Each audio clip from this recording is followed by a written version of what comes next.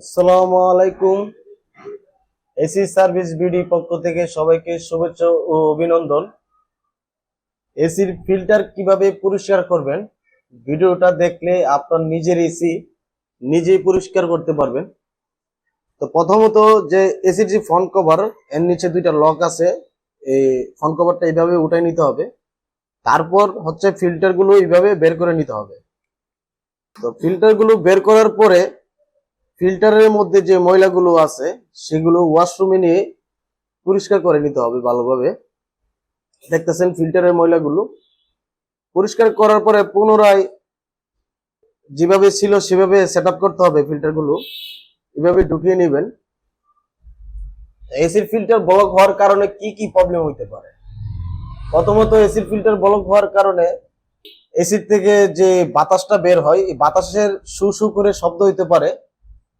দ্বিতীয়ত হচ্ছে এসি ঠান্ডা কম হইতে পারে। তৃতীয়ত হচ্ছে আপনার বিদ্যুৎ বিল বেশি আসতে পারে। আমাদের ভিডিওটি ভালো লাগলে সাবস্ক্রাইব, কমেন্ট এবং শেয়ার করে দিবেন।